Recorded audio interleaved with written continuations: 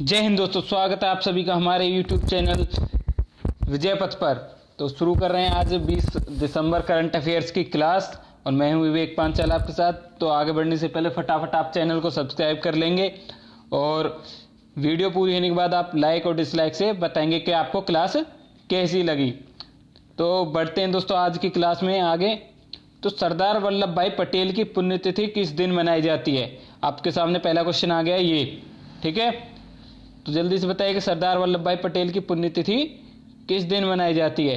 तो आपके यहाँ पे ऑप्शन है 31 अक्टूबर, 15 दिसंबर, 18 दिसंबर या 2 अक्टूबर। तो जल्दी से आप आंसर करेंगे इसका आंसर हो जाएगा आपका यहाँ पर ये 15 दिसंबर। 15 दिसंबर को क्या वो 15 दिसंबर 2020 को सरदार पटेल को पूरे 70 साल हो गए, यानी कि पुण्यतिथि है आज इनको खत्म हुए आज पूरे 70 साल हो गए हैं 15 दिसंबर में, ठीक है। तो ये रहा आपका क्वेश्चन। बढ़ते हैं अगले आगे और देखते हैं सरदार पटेल से रिलेटेड कुछ इंपॉर्टेंट फैक्ट वो क्या है हमारे पास। तो देखो सरदार पटेल से बहुत सारे क्वेश्चन बन सकते हैं क्योंकि ये बहुत ज़्यादा चर्चाओं में आए हैं अभी, ठीक है। तो इनका बर्थडे पूछा जाए कि वो किस दिन मनाया जाता है, वो मनाया जाता है 31 अक्टूबर को। 31 अक्टूबर को तो 31 अक्टूबर 1875 को गुजरात में सरदार पटेल का जन्म हुआ था, ठीक है। और इनकी डेथ एनिवर्सिटी जो कि अभी हमने देखा कि इनका पुण्यतिथि वो किस दिन मनाई गई, 15 अक्टूबर 2020 में मनाई गई और ये थी इनकी कौन सी 70वीं। तो जो 31 अक्टूबर 2020 को जन्मदिन हुआ होगा वो कौन सा होगा, वो भी 70वां होगा। तो हमें ये याद रखना अच्छे से। इनकी जो मृत्यु हुई थी वो हुई थी मुंबई में। अब देखो बारदोली फार्मर मूवमेंट हुआ था, बारदोली फार्मर मूवमेंट जो कि 1928 में हुआ था। तो इसमें क्या था, सरदार पटेल को सरदार की उपाधि जो वहाँ की महिलाएं थी उन्होंने दी थी कि ये किसानों के नेता हैं, सरदार हैं। तो अगर पूछा जाए कि सरदार पटेल को सरदार की उपाधि किस आंदोलन में मिली, तो बारदोली सत्याग्रह में, जो कि एक फार्मर मूवमेंट था, ठीक है। ये कहाँ हुआ था बारदोली सत्याग्रह? ये हुआ था गुजरात में। अब इन्हें आयरन मैन ऑफ इंडिया भी कहा जाता है, बिस्मार्क ऑफ इंडिया। और स्टैचू ऑफ यूनिटी जो कि कहाँ है, गुजरात में, नर्मदा नदी के किनारे पर, ये भी कहाँ है, गुजरात में। ये है सरदार पटेल से रिलेटेड फैक्ट। बढ़ते हैं आगे। तो देखो यहाँ पे 10 से 20 दिसंबर का पूरा करंट अफेयर्स का रिवीजन होगा कल, ठीक है। कल इसके ऊपर एक बेहतरीन वीडियो आएगा जो शायद थोड़ा लंबा होगा, लेकिन आपके 10 से 20 दिसंबर के जितने भी करंट अफेयर्स के क्वेश्चन बनेंगे उन सब का आपका रिवीजन करा दिया जाएगा, ठीक है। तो आप इस वीडियो को देखना ना भूलें, इसमें जरूर जुड़ें। तो बढ़ते हैं आगे। कौन सा देश चांद पर न्यूक्लियर प्लांट 2027 में लगाने की बात कर रहा है? तो 2027 में चांद पर यानी मून पर न्यूक्लियर प्लांट लगाने की 2027 में एक देश ने बात कही है और ये देश है कौन सा? चाइना। आंसर क्या होना चाहिए? चाइना। लेकिन आपका आंसर बिल्कुल गलत है। यहाँ पर आंसर होगा आपका यूएसए। बिल्कुल सही आंसर है यूएसए, यानी यूनाइटेड स्टेट्स ऑफ अमेरिका इसकी बात कर रहा है। तो देखो जानते तो नासा करेगा कौन? देखो यहाँ के सारे काम कौन करती है? नासा। नासा की फुल फॉर्म आपसे पूछी जाती है एग्जाम में, national aeronautical and space administration, ठीक है। और इसकी फाउंडेशन अगर पूछी जाए तो 1 अक्टूबर 1955 में। और हेडक्वार्टर कहाँ है इसका? वॉशिंगटन डीसी में। वॉशिंगटन डीसी यानी यूएसए में। और इसी दिन यहीं इसकी फाउंडेशन भी हुई थी। चेयरमैन कौन है अभी? तो जिम ब्राइडेंस्टाइन।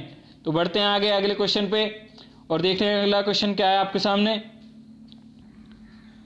अगला क्वेश्चन है आपके सामने कि किस बैंक ने इंटरनेट बैंकिंग के माध्यम से FX4U लॉन्च किया है? FX4U ये इनका प्रोडक्ट है, FX4U ये लॉन्च किया है। किस बैंक ने किया है? तो ये किया आपका कैनरा बैंक ने। किस बैंक ने? आपका यहाँ आंसर हो जाएगा कैनरा बैंक, ठीक है। तो बढ़ते हैं आगे अगले क्वेश्चन पे। अगला क्वेश्चन है आपके सामने 2021 भारतीय गणतंत्र दिवस परेड के मुख्य अतिथि इस बार कौन होंगे? तो इस बार जो हमारी गणतंत्र दिवस परेड है उसमें 2021 में उसके जो चीफ गेस्ट है कौन है इस बार जो होंगे बोरिस जॉनसन, जो कि देखो ये हैं यूके के पीएम। कहाँ के पीएम है ये? यूके के। अब देखो इनसे जुड़ी हुई बहुत सारी बातें जो हमें पता होनी चाहिए क्योंकि ये आजकल बहुत चर्चाओं में है। देखो अब दोबारा इनका टेन्योर आया, दोबारा जीत के आए हैं, ठीक है ना। तो अब होगा क्या कि बोरिस जॉनसन जो कि यूके के यानी ब्रिटेन के पीएम हैं, अब इन्होंने क्या किया था कि ये बन जाएंगे सेकंड पीएम बनेंगे, जो कि इंग्लैंड के हैं, जो भारतीय गणतंत्र दिवस में मुख्य अतिथि के तौर पर आएंगे, ठीक है ना। और अब तक केवल दो दूसरे प्रधानमंत्री हैं ये। इनसे पहले आए थे 1993 में आए थे। इनका नाम था जॉन मेजर, जो है 1993 में ये आए थे। तो ये हो गए दूसरे। तो इस तरह से ये इंपॉर्टेंट बन जाते। और बोरिस जॉनसन ने क्या किया, भारत के प्रधानमंत्री जो हैं उनको 2021 के G7 सम्मेलन में अतिथि के रूप में बुलाया है, ठीक है। क्या कि 2021 में जो G7 का जो शिखर सम्मेलन होगा उसमें मुख्य जो अतिथि बुलाए गए हैं 3 अतिथि देश, उनमें होगा ऑस्ट्रेलिया, ठीक है, ऑस्ट्रेलिया होगा आपका, और आपका होगा साउथ कोरिया, ठीक है, साउथ कोरिया, और आपका होगा इंडिया। तो समझ गए। अच्छा, और यहाँ पे और नाम दिए गए जैसे जो बिडेन को आप सभी को पता है अमेरिका के नए राष्ट्रपति चुने गए। नेतन्याहू जो है हमारे इजराइल के, ठीक है, और शी जिनपिंग चाइना के, ठीक है। बढ़ते हैं आगे। विजय दिवस कौन सी तारीख को मनाया जाता है? तो देखो, हमने लास्ट क्लास में बात की थी ऑपरेशन विजय। तो ऑपरेशन विजय चलाया गया था पुर्तगालियों से गोवा को मुक्त कराने के लिए। लेकिन जब विजय दिवस की बात करें तो ये विजय दिवस मनाया जाता है जो 1971 में जो लड़ाई हुई थी। कौन सी लड़ाई हुई थी? जिसमें भारत ने बांग्लादेश को पाकिस्तान से अलग करके एक नया देश बनाया, ठीक है, समझ गए। भारत ने पाकिस्तान से युद्ध हुआ और जो पूर्वी पाकिस्तान था उसको अलग करके नया देश बांग्लादेश बना दिया। तो आपका यहाँ आंसर हो जाएगा 16 दिसंबर। और आपसे अगर पूछ ले जाए कि बांग्लादेश का जो स्वतंत्रता दिवस है वो किस दिन मनाया जाता है, वो भी मनाया जाता है किस दिन?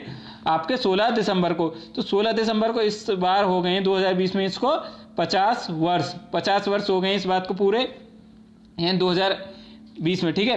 तो ये जो 13 दिन तक युद्ध चला था जिसमें कि पाकिस्तानी सेना ने सरेंडर कर दिया था बिना किसी शर्तों के। और यहाँ पे उस टाइम पे प्रधानमंत्री थी इंदिरा गांधी, और हमारे जो सेना है उसके प्रमुख कौन थे? सैम मोनिक शॉ। तो बढ़ते हैं अगले क्वेश्चन। क्रिकेटर मोहम्मद आमिर ने संन्यास ले लिया, ये किस देश के खिलाड़ी हैं? तो क्रिकेटर हैं मोहम्मद आमिर, आपको पता होगा सभी को, ये है पाकिस्तान के। तो बढ़ते हैं अगले क्वेश्चन पे। अगला क्वेश्चन, विधि विरुद्ध धर्म परिवर्तन प्रतिषेध अध्यादेश 2020 किस राज्य में लाया गया? ठीक है, विधि विरुद्ध धर्म परिवर्तन प्रतिषेध अध्यादेश 2020 किस राज्य में लाया गया? तो आपने एक वर्ड सुना होगा, लव जिहाद, बहुत न्यूज में रहता है। तो देखो, ये पूरी तरह से आप इसे पढ़ेंगे तो इसमें लव जिहाद जैसा कोई वर्ड नहीं है। ये है कि आप जबरदस्ती किसी भी धर्म को परिवर्तित नहीं करा सकते। आप शादी के लिए किसी भी धर्म के जो भी महिला है पुरुष है उस पर दबाव नहीं डाल सकते, उसका धर्म परिवर्तन नहीं कराओगे, ये एक कानूनी अपराध है, ठीक है। तो ये आया आपका उत्तर प्रदेश में। हालांकि ये पहले से हिमाचल प्रदेश में था, कुछ परिवर्तन करके ऐसे ही बहुत सारे और राज्य नए लाने की बात करें। लेकिन अगर बात की जाए 2020 में कौन लाया है धर्म परिवर्तन के लिए कानून, तो ये लाया है उत्तर प्रदेश। यहाँ के सीएम है योगी आदित्यनाथ, और यहाँ के जो गवर्नर हैं ये कौन हो जाएंगे? ये हो जाएंगे यहाँ पे आनंदीबेन पटेल। तो आर्टिकल 25 से 28 जो व्यक्तिगत स्वतंत्रता के अधिकार की बात करता है, तो आप ये भी याद रखेंगे आर्टिकल 25 से 28 जो है ये व्यक्तिगत स्वतंत्रता का अधिकार की बात करता है। तो देखो, ये अपना चैनल है आप सभी का विजय पथ, वे टू सक्सेस। अगर आप सक्सेस पाना चाहते हैं, और ये बहुत सारे एग्जाम्स हैं जिनकी आप प्रिपरेशन करेंगे, ठीक है, तो आप हमसे जुड़ जाए, चैनल को सब्सक्राइब कर लीजिए, ज़्यादा से ज़्यादा लोगों तक शेयर करिए। तो बढ़ते हैं आगे। वाडा ने सभी अंतर्राष्ट्रीय प्रतियोगिताओं में और ओलंपिक में भाग लेने पर किस देश पर रोक लगा दी? तो देखो, वाडा जो है ना, इसने क्या किया कि रशिया पर, ठीक है, किस पर? रशिया पर रोक लगा दिया कि ये किसी भी इंटरनेशनल जो प्रतियोगिता उसमें भाग नहीं लेगा, और ना ही किसी ओलंपिक में। रशिया के खिलाड़ी खेल सकते हैं लेकिन रशिया का जो झंडा है वो लेके नहीं खेलेंगे वो, ठीक है, रशिया के झंडे के तले नहीं खेलेंगे वो। किसी कोई संस्था उसके अंडर खेल सकते हैं या व्यक्तिगत रूप से खेल सकते हैं। तो ये वाडा ने इस पर बैन लगा दिया है, ठीक है। बढ़ते हैं आगे। अगला क्वेश्चन है, तो देखो 2022 का फीफा वर्ल्ड कप, तो इसमें भी ये भाग नहीं ले पाएगा रशिया। ये कहाँ होना है? तो ये होगा नॉर्वे में। बिल्कुल गलत आंसर, ये होगा आपका कतर। कतर की राजधानी क्या है? दोहा। अभी यहाँ पे एक इनका जो प्लांट था उसमें आग लग गई थी गैस की वजह से, ठीक है। कतर में होगा 2022 FIFA. 2000 FIFA men's player of the year कौन?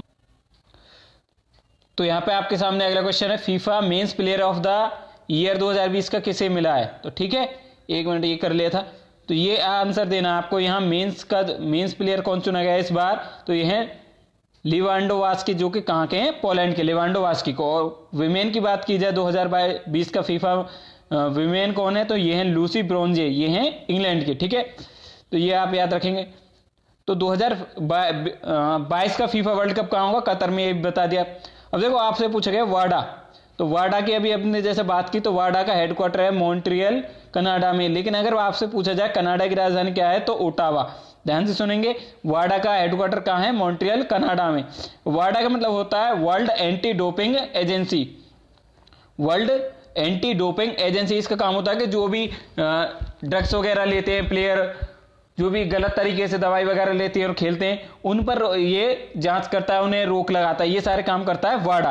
तो देखो वाडा की जैसे बात है, अभी पता चला कि रसिया को इसने 2022 तक बैन कर दिया है। 2022 तक, पहले या 2024 तक था बैन, लेकिन इसे 2 साल कम करके 2022 कर दिया है। अब होगा क्या यहां पर कि जो देखो 2022, 2020 और अब होगा 21 में टोक्यो ओलंपिक होना था। टोक्यो ओलंपिक होना था 2020 में, लेकिन अब कोरोना की वजह से 2021 में टोक्यो ओलंपिक होगा, तो इसमें भी ये पार्टिसिपेट नहीं करेगा। तो टोक्यो ओलंपिक कौन सा है, समर ओलंपिक। और 2022 में ये होगा आपका बीजिंग में, चीन में विंटर ओलंपिक। यहां पे भी रसिया पार्टिसिपेट नहीं कर पाएगा, ना तो 2022 बीजिंग विंटर ओलंपिक में, ना ही 2021 टोक्यो समर ओलंपिक में। ओलंपिक का जो ये छल्ले होते हैं आपने देखोगे, ये कितने कलर होते हैं, 5 होते हैं, ठीक है। तो कौन कौन से कलर होते हैं आपको ये बताना। तो आज की क्लास होगी यहीं पे समाप्त। और जैसा कि मैंने आपको बताया था पहले ही, चैनल को आप लोग सब्सक्राइब करेंगे अच्छे से अच्छे, और ज़्यादा से ज़्यादा लोगों तक शेयर करेंगे। तो 10 दिसंबर से 20 दिसंबर तक जितना भी करंट अफेयर्स है, इसका पूरा रिवीजन कल आपके सामने वीडियो आ जाएगा। आप इससे जुड़ेंगे और ज़्यादा से ज़्यादा लोगों तक इसे शेयर भी करेंगे। आप सबका हमसे जुड़ने के लिए बहुत बहुत धन्यवाद।